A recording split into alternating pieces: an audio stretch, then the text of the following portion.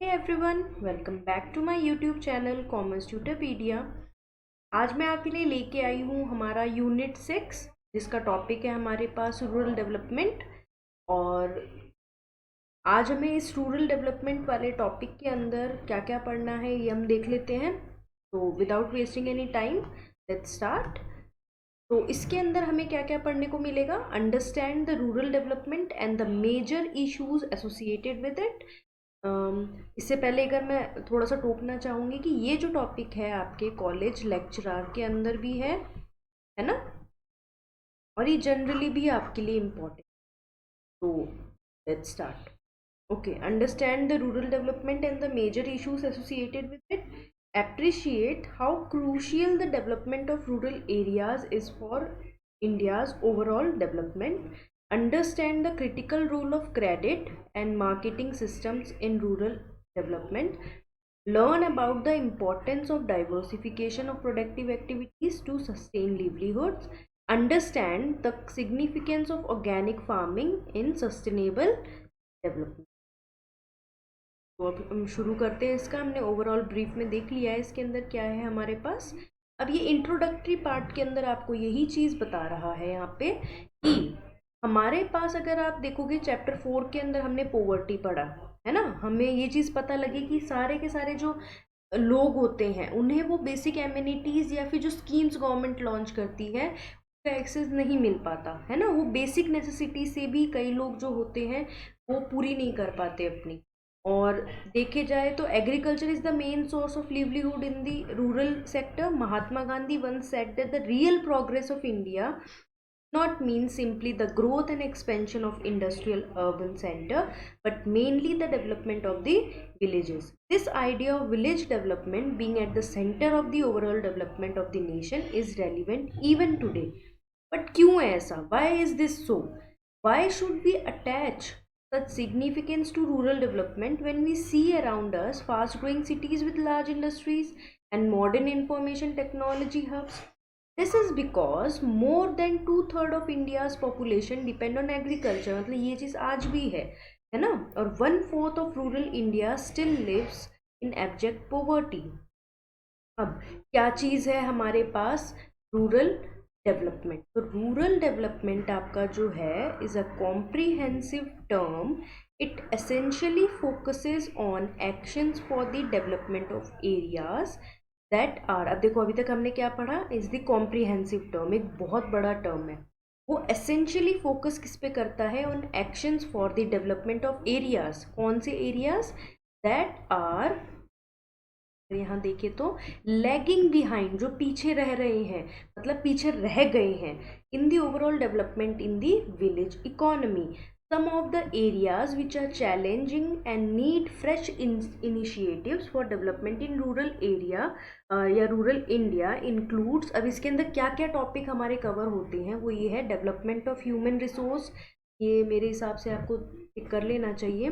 Development of human resource including, इसमें literacy भी आता है आपके पास, female literacy more specific, education, skill development, health and addressing both sanitation and public problem. इसी के अंदर लैंड रिफॉर्म्स भी आते हैं, development of productive resource of each locality भी आता है, infrastructure development like electricity, irrigation, credit, marketing, transport facility. Okay, ये देख लेते हैं हम लोग। तो ये सब चीज़ें आती हैं। फिर है स्पेशल मेजर्स, इसी के अंदर ये रूरल डेवलपमेंट वाले टॉपिक में ही आते हैं। Special measures to alleviation of poverty and bringing about significant improvement in the livelihood condition of the weaker section of the population, emphasizing access to productive employment opportunities. All this means that people engaging in farm and non-farm activity in rural areas have to be provided with various means that help them increase the productivity. मतलब rural development एक तरीके से यही होता है, development of area which are lagging behind. और इसके अंदर क्या क्या टॉपिक आते हैं वो हमने देख लिए है ना। अब देखो, it is observed in the earlier chapter की, मतलब हमारा यहाँ पे क्या चीज़ थी? कॉन्ट्रीब्यूशन जो है ना वो डिक्लाइन होता जा रहा है। क्यों? क्योंकि और सर्विस सेक्टर्स इंक्रीज हो रहे हैं है ना। तो यहाँ पे क्या है आपके पास? लेकिन जो population dependent on this sector did not show any significant change. Further मतलब ये क्या होता जा रहा है कि इसका जो प्रोडक्टिविटी जो है ना एग्रीकल्चर सेक्टर की, in the contribution is going down, but the dependence of people is not going down, right? तो after the initiation of reform, the growth rate of agriculture sector accelerated to about 3% per annum during the 1991-2012, which was lower than the earlier years. In the recent, this sector has become volatile. During 14-15, the GVA, which is gross value added growth rate of agriculture, and its allied activities is related activity, was less than 1%, है ना? ये यही बोला जा रहा है कि क्योंकि इसके अंदर public investment, decline in public investment है, मतलब मेन रीज़न। ओके, यहाँ पे और क्या है हमारे लिए इम्पोर्टेंट वो देख लेते हैं हम लोग। नेक्स्ट टॉपिक यहाँ पे हमारे पास आता है credit and marketing in rural areas. अब ये क्या है हमारे पास वो देख लेते हैं।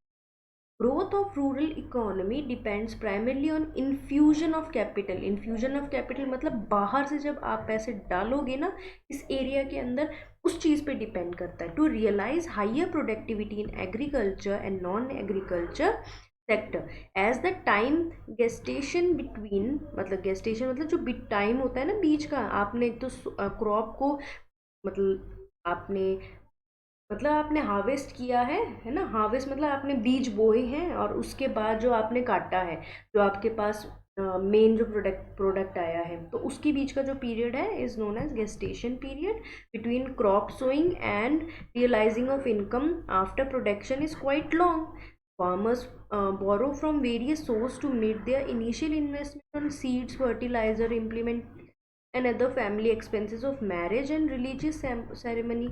At the time of independence, moneylenders and traders exploited small and marginal farmers and landless labours. अब उस समय ये चीज़ होता था, right?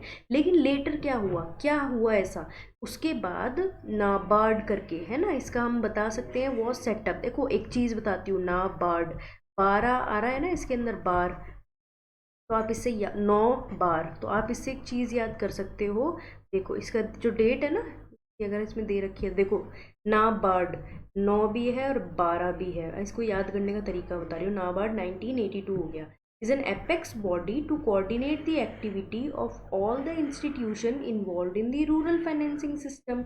The Green Revolution was harbinger of major changes in the credit system as it led to the diversification of आपके पास portfolio of rural credit towards ये. अब देखो द इंस्टीट्यूशनल स्ट्रक्चर भी जो है ना, बैंकिंग, अभी बहुत सारे बैंक्स खुल चुके हैं जो स्पेसिफिकली इन सब चीज़ों के लिए ही है. जैसे कि हमारे पास कमर्शियल बैंक्स हो गए, रीजनल रूरल बैंक्स हो गए, cooperative and land development banks हो गए. ये इन्हीं कामों के लिए हेल्प करते हैं, ठीक है? सेल्फ हेल्प ग्रुप्स को, SGH is self help groups. अब यहाँ पे इसी मतलब इन बैंकिंग के थ्रू या इन तरीकों से माइक्रो क्रेडिट प्रोवाइड किया जाता है. अगर आपको देखना है प्रोवाइडेड सच क्रेडिट, और हाँ चलो इसके बाद हमें सीधे यही देखना है, रूरल बैंकिंग का critical appraisal. Rapid expansion of the banking system had a positive effect on rural farm and non-farm output, income and employment. Especially after the Green Revolution, it helped the farmers to avail the services and credit facilities, variety of loans for meeting their productive needs. Famines जो होते हैं, सूखा पड़ जाता है, become events of the past. We have now achieved food security which is reflected. अब यही चीज़ बता रखी है कि जो रूरल बैंकिंग के वजह से बहुत ज़्यादा एक्सपेंशन हुआ है चीज़ों का. अब मतलब ये नहीं होता है कि भाई सूखा पड़ गया या फिर अब की बार क्या हो गया, अब की बार हर तरीके से जो फार्मर्स है ना वो रेडी रहते हैं. ओके, अब एग्रीकल्चर मार्केट सिस्टम है ना. अब देखो अगर आप मार्केट सिस्टम की बात करते हो, हमारे पास ये एक मैकेनिज्म है पूरा का पूरा. देखो अगर यहाँ से आपको पता करना है मार्केटिंग, एग्रीकल्चर मार्केटिंग क्या होता है. Agriculture marketing is a process that involves the assembling, storage, processing, transportation, packaging, grading, distribution of different agriculture commodities across the country, है ना. तो ये आपका एग्रीकल्चर मार्केटिंग का आंसर हो गया. के बाद आगे क्या दे रखा है आपको, इंडिपेंडेंस की मतलब वही बात है कि इंडिपेंडेंस से पहले एक प्रॉपर वो नहीं होता था, एक प्लेटफॉर्म नहीं होता था जहाँ पे फार्मर्स जो है अपनी प्रोडक्ट्स बेच सके डायरेक्ट कस्टमर्स को। पहले बीच में एक बिचौलिया होता था, वो आधे पैसे तो वही खा जाता था, फार्मर्स के पास कुछ रहता नहीं था। अब देखो जैसे ये रेगुलेटेड मार्केट यार्ड है, आपको दिख रहा होगा यहाँ पे कितने अच्छे तरीके से बता रखा, कितने सारे गेहूँ है, फार्मर्स है, बायर्स है, सब होते हैं यहाँ पे। अब इसी चीज़ के बारे में यहाँ बता रहे हैं। तो इस तरीके से एक एक इंफ्रास्ट्रक्चर डेवलप किया गया है आफ्टर द इंडिपेंडेंस, जो कि पहले नहीं था। आगे क्या है आपके पास इसी के अंदर ही, यहाँ हम थोड़ा सा देख सकते हैं, the success of milk cooperative in transforming the social and economic, ये Gujarat and some other parts, however cooperatives have received lack of, the fourth element is the policy instrument, like एक मिनट, फोर्थ पॉलिसी यहाँ पे आप देख सकते हैं, assurance of the minimum support price. Minimum support price क्या है कि आपको कम से कम इतना प्राइस तो मिलेगा। Maintenance of buffer stock of wheat, rice और by food corporation of India, distribution of food grains and sugar through PDS. मतलब ये आज के टाइम पे ये अल्टरनेटिव चैनल्स अवेलेबल हैं, ठीक है ना। These instrument are aimed at protecting the income of the farmers, providing food grains at subsidised rate to the poors. However, despite government intervention, private traders, by money lenders, political elites, big merchants, predominant agriculture market। अब यहाँ पे क्या है, अब मतलब restrictions आने लगी है काफ़ी सारे, अब इमर्जिंग अल्टरनेटिव। हाँ, ये देख लेते हैं एक बार कि कौन कौन से अल्टरनेट चैनल्स अवेलेबल हैं। जैसे कि some example of these channels are Apni Mandi, जैसे कि पंजाब और हरियाणा एंड राजस्थान करके एक अलग से उन्होंने एक बना रखी है। ऐसे ही हरदास पर मंडी पुणे में है, रायथू बाजार भी है। इस तरीके से मतलब बना रखे हैं, लाइन्स बना रखे हैं अलग से अल्टरनेटिव्स, फार्मर्स ने खुद ने मिलके। के बाद है हमारे पास डाइवर्सिफिकेशन इनटू प्रोडक्टिव एक्टिविटीज, है ना। अब देखते हैं यहाँ पे क्या है इस टॉपिक के अंदर। Diversification includes two aspects, one related to change in cropping pattern and the other related to a shift of workforce from agriculture to allied activities। तो डाइवर्सिफिकेशन किस किस को, दो पार्ट्स को कवर करता है। फर्स्ट है हमारे पास change in the cropping, change in cropping pattern, कि किस तरीके से उन्होंने पैटर्न चेंज कर दिया। और दूसरा, अब वो क्या है, एग्रीकल्चर में तो है लेकिन उसकी एलिड एक्टिविटीज जो रिलेटेड एक्टिविटीज़ है उसके अंदर भी डाइवर्सिफाई हो चुकी। अब ये क्यों हुआ, अराइज क्यों हुई, क्योंकि वहाँ पे ग्रेटर रिश्ता अगर आप केवल फार्मिंग पे डिपेंड करते हो तो, है ना। तो डाइवर्सिफिकेशन है नए एरियाज के लिए, जैसे कि ये है आपके पास, ये आप गन्ना उगा रहे हो, उसका जूस भी बना के दे रहे हो, है ना। ये एक एग्जाम्पल हो गया आपके पास। बोलते हैं हमारे पास एग्रो प्रोसेसिंग इंडस्ट्रीज़ भी खुल चुकी है, राइट। अब जो फार्मर्स हैं वो अपनी चीज़ें सीधे बेच सकते हैं इंडस्ट्रीज़ के अंदर। और यहाँ पे अलग अलग चीज़ भी, होम बेस्ड इंडस्ट्रीज़ भी खुल चुकी है, ये भी एग्रीकल्चर के अंदर ही आता है, ठीक है। एनिमल हस्बेंड्री मतलब काउ एंड बफेलोस, इसके ऊपर है। अब ये आप राजस्थान जीके में भी देख सकते हो और वो वैसे भी देख सकते हो। देखो एनिमल हस्बेंड्री भी आपके पास एक एलिड एक्टिविटी है of agriculture, allied activity of agriculture में भी मतलब गोट काउज और ये सब चीज़ें रखते हैं, इनका दूध बेचना, पोल्ट्री फार्म्स हो गई, ये सब इसी चीज़ के एलिड एक्टिविटी के अंदर आते हैं। आप देख सकते हैं ये सब चीज़, और इसका भी इंक्रीज हुआ है, ये यही चीज़ बताना चाह रहा है। ये देखो जैसे ship rearing an important income, जो वूल जो निकलता है उसके भी काफ़ी सारे काम हो जाते हैं, और काफ़ी सारी चीज़ें हैं। देखो ये सब चीज़ें बहुत कॉमन है, इसके अंदर आपको डेटाज गिवन है। फिशरीज़ हो गया, है ना, फिश बेचने का काम या फिर फिश से रिलेटेड कोई काम होते हैं, वो सब इसके अंदर आ जाता है। आगे चलते हैं, हमारा हॉर्टिकल्चर क्या होता है। हॉर्टिकल्चर मतलब ब्लेस्ड विद क्लाइमेट इंडिया, मतलब इसके अंदर क्या होता है हॉर्टिकल्चर के अंदर, हमारे पास अलग अलग तरीके से जो ट्यूबर क्रॉप्स, फ्लावर्स, मेडिसिन, देखो यहाँ पे है आपके पास, अगर आपको देखना है, India has adopted growing of diverse horticultural crops such as fruits, vegetables, tubers crop, flowers, medicinal and aromatic plants, spices and plantation crops. तो हॉर्टिकल्चर के अंदर ये सब चीज़ें हमारे पास इंक्लूड होती है। तो ये भी है ना। आप यहाँ पे देख सकते हैं, यहाँ पे आपके पास एग्जाम्पल्स है। तो ये भी एक एलिड एक्टिविटी, एक एग्रीकल्चर से कितनी सारी चीज़ें नई आई है। यहाँ पोल्ट्री फार्म्स देख सकते हो आप, पोल्ट्री फार्म्स भी बहुत ज़्यादा मतलब उसके अंदर है। अदर अल्टरनेटिव्स भी होने लग गए हैं यहाँ पे। The IT has revolutionised many sectors in the Indian economy. This is broad consensus that IT has played a critical role in achieving substantial development and food security in the 21st century. अब ये इसी तरीके से कई कई जो vulnerable जगह हैं उनके ऊपर ITs ने काफ़ी सारी रिसर्च कर, जैसे जहाँ पे पानी नहीं था वहाँ पे मतलब पानी का सप्लाई किया गया, ये सब चीज़ें। और क्या है, नए नए तकनीक अपनाना, है ना। Sustainable development and organic farming, ये हमें पता है कि रीसेंट के अंदर इको फ्रेंडली और एनवायरनमेंट के ऊपर ज़्यादा फोकस किया जा रहा है। तो आजकल इसके ऊपर काफ़ी है हमारे पास, ठीक है। जैसे कि यहाँ पे आपके पास एक चीज़ देख सकते हो, adoption of village by parliamentarians. In October 2014, the Government of India introduced a scheme called Sansad Adarsh Gram Yojana. Under this scheme, members of India's parliament need to identify and develop one village, है ना। तो to begin with, MPs can develop one village as a model village by 2016 and 2 more by 2019, covering over 2500 village in India. According to the scheme, the village can have a population of 3000 to 5000 plain and मतलब आप ये चीज़ देख सकते हो। तो ये भी एक अच्छा इनिशिएटिव था in order to develop villages या फिर रूरल डेवलपमेंट के लिए।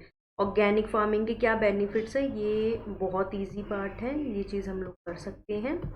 और आगे आपके पास यहाँ दे रखा है, कंक्लूजन आ गया। लो, ये तो चैप्टर ही ख़त्म हो गया, बहुत छोटा सा चैप्टर था। अच्छा चलो देख लेते हैं हम लोगों ने इसके अंदर क्या क्या पढ़ा। प्रीकैप पढ़ना ज़रूरी है, जैसे कि मैं हर क्लास में आपको बताती हूँ। तो हमने इसके अंदर पढ़ा है कि rural development is a comprehensive term but it essentially means a plan of action for the development of rural areas which are lagging behind in socio economic development. अब दूसरा point, there is a need for improving the quantity and quality of infrastructure in rural areas such as banking, marketing, storage. ये मतलब main topic है इसके अंदर। Diversification क्या हुआ, हमने केवल एग्रीकल्चर से अब life stock, fisheries and other non agricultural activity के अंदर भी हमने पार्टिसिपेट करने लग। क्यों, कारण क्या है, to reduce the risk from the agriculture sector. क्योंकि एक ही चीज़ में आप रखोगे तो don't put all the eggs in one basket, बात है ना। डाइवर्सिफिकेशन उसी चीज़ का एग्जाम्पल है। The importance of organic farming, और इसके आगे कुछ नहीं है। चलो, तो इसका मतलब ये चैप्टर हमारा फिनिश होता है अब। आई होप गाइस ये जो चैप्टर था आपका ये आपको क्लियर हो गया होगा। और इन केस कोई भी आपके पास ऐसी क्वेरी है जो मैं आपकी पूरी कर सकती हूँ, या आप किसी और चैप्टर, कॉमर्स में कोई भी सब्जेक्ट के अगर आप चाहते हैं कि मैं लेके आऊँ, मैं जल्दी से जल्दी आपके लिए, एक तो QT क्वांटिटेटिव टेक्निक एंड, और दूसरा आपके पास है सिक्योरिटी एनालिसिस, मैं वो टॉपिक आपके लिए जल्दी से जल्दी पूरा का पूरा लेक्चर सीरीज़ लेके आने वाली हूँ। लेकिन उसके लिए आपको मुझे सब्सक्राइब करना ज़रूरी है, जो आप नहीं भूलेंगे, और आप मुझे सपोर्ट करेंगे तो मैं और अच्छा कंटेंट ला पाऊँ। तो that's it for today guys. Rural development हमारा पूरा होता है। अब हम मिलेंगे अपनी नेक्स्ट वीडियो के अंदर। Thank you.